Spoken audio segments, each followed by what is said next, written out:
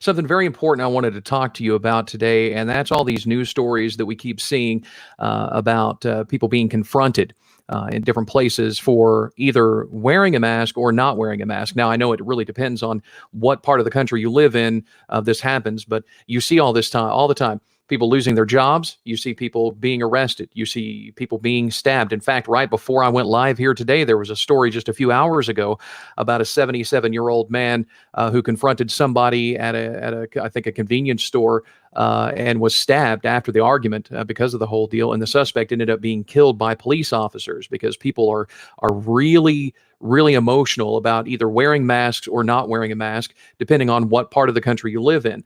Now, I'm not here today to say which way is right. You make that decision on your own, but I do want to talk about some conflict resolution strategies and tips and suggestions that you can do in case this ever happens to you in public. But here are some examples that we found in the news just from the last couple of weeks. I mean, they're everywhere right now. But that's the big question. What to do if you're confronted for not or for wearing a mask. So before we get into it, let's talk about this. One thing we don't want to see is your face in one of these news stories. We don't want to see your city, your name, or anything like this in one of these news stories, do we? That's why talking about things like this is very, very important. Now, before we get into the meat of the subject, I want to ask you a favor. If you'd go ahead and subscribe to us on YouTube, the Resolution Stream channel there, you just hit the red subscribe button. Then once you're subscribed, hit that little bell button so you know every time we go live, you'll get a notification of that. You can do the same thing on LinkedIn, our Resolution Stream page there. You can follow us there. Also on Facebook, whenever we go live on there, make sure you like our page, the Resolution Stream page. Click on the little three dots there after you've liked the page. Click the follow settings and then see first so that every time we go live or we make a post or we post another video that you'll be one of the first people to know about it. So let's get into this. So what to do if you're confronted for not wearing a mask?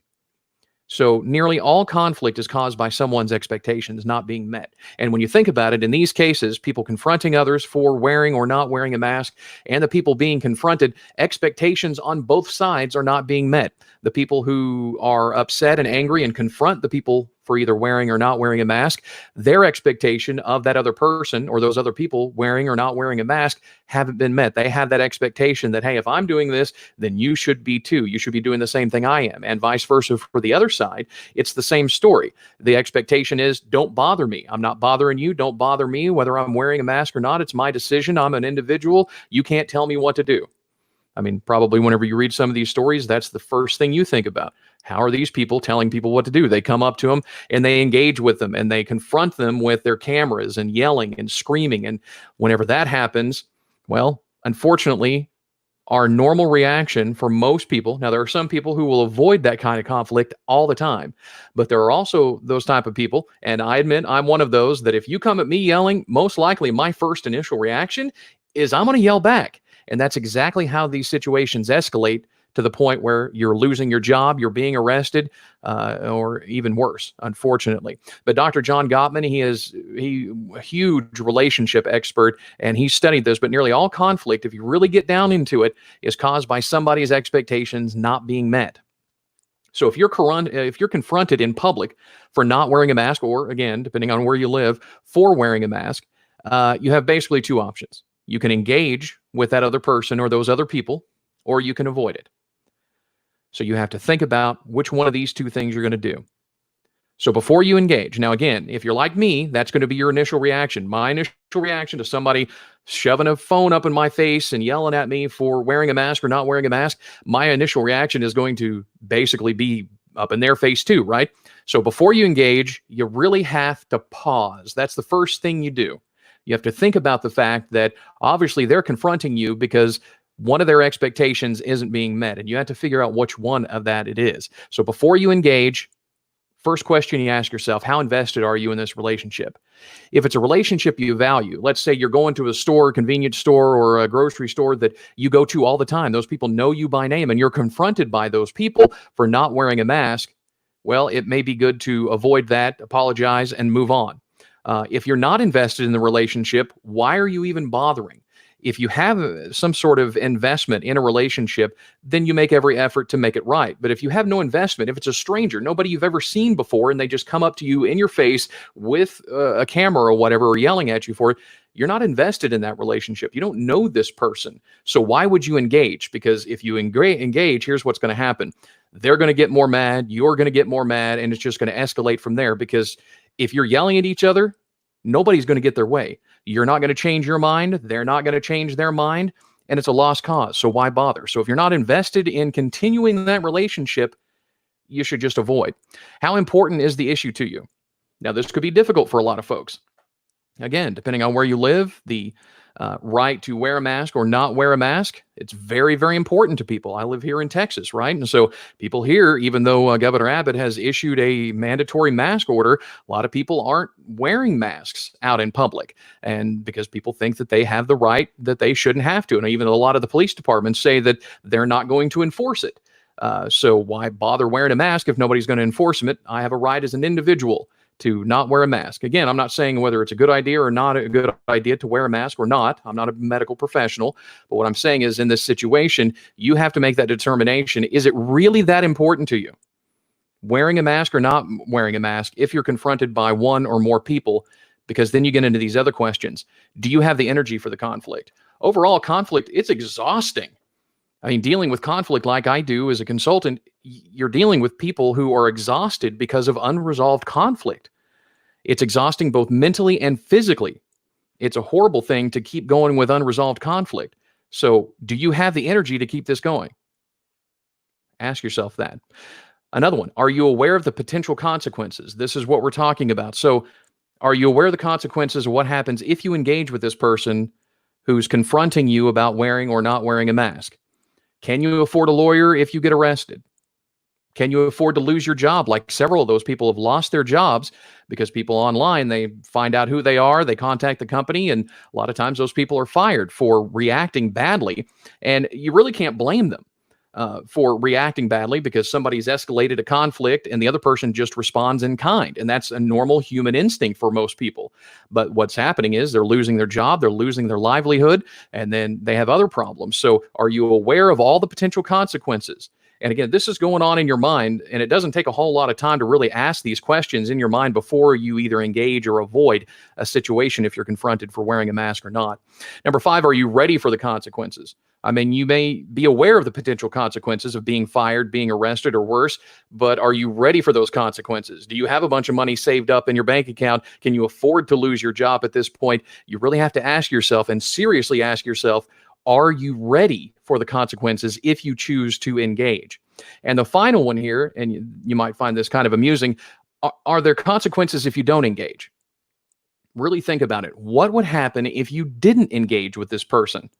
Is anything bad going to happen? Because are you being threatened? I mean, are they coming up to you and threatening to stab you or shoot you or whatever may be? Are you being threatened in some way? And so if you avoid, you run away, you risk being stabbed or something in the back. So that is a very relevant question to ask yourself. Are there consequences, negative consequences, if you don't engage with this person at this point? If you want to engage with them some form, now it doesn't have to be yelling and screaming at them, but do you need to engage with them until somebody else comes up and can maybe mediate the situation?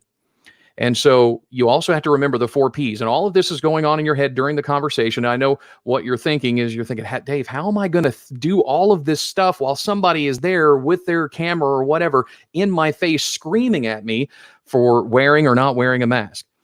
Again, this goes very, very fast in your mind if you know how to do it. And it's going to be tough. I mean, the first time, again, your initial reaction, even my initial reaction after doing this for a decade, is still I'm going to want to engage. But then the training kicks in. That's the first thing. Remember the 4 Ps. That's always going in the back of my mind. Remember the 4 Ps. First one, I've got to pause. I've got to think about all those questions we just talked about. Is it worth the engagement? Do I know the consequences of the engagement? Is it really that important to me? All those 6 questions you ask yourself, you pause. Then you look at the other person's perspective. Why do you think their expectation hasn't been met? Because again, as we talked about, conflict generally is caused by somebody's expectation not being met. So what is it that maybe you've done, or what's going on with them that has caused them to react this way? So think about the perspective, not only of them, but also of yourself in this particular situation. What could have been done differently to avoid this confrontation? Then you prepare. You prepare what it is you're going to say. Are you going to say, or are you going to do something? Are you going to go? Are you going to engage fully? Are you prepared for the consequences? It's really important to you. That issue is very, very important to you. You prepare to either avoid and get out of there as quickly as possible, or to engage. You have to prepare that, and then you present. Again, as I talked about, if the relationship is very valuable to you, if somebody that's confronting you is somebody you know, or somebody you work with, or somebody you go to church with, or whoever it may be, you present the case. Oh, I'm sorry, I forgot the mask, which is happened. I mean, you got to think, a lot of people, they haven't even left their house in the last 3 months, right? So why are they going to immediately remember to bring a mask? I've done that a couple of times, left the house and had to come back to get a mask because I forgot. So that's going to happen. It could be a very valid excuse for why you don't have a mask. And you say, I'm sorry, didn't think about it. Thanks for bringing it to my attention. It won't happen again. And I know what some of you thinking, again, if you're a personality type like me, you're thinking, well, Dave, you're being weak. You're giving in, right? Well, I can tell you, to be able to use these skills, to be able to use these strategies to de-escalate a confrontation like this, you're not showing weakness. In fact, you are showing a lot of courage, and you're showing a lot of strength. You're showing even more mental abilities, that you have the ability to control your emotions. And a lot of people can't do that. So you're not being weak if you choose to avoid and get out of there. That's not a weakness. That is showing great restraint and a lot of courage and a lot of strength on your part, mental and physical even. All right, so you remember the 4 Ps. That's one of the things you have to remember.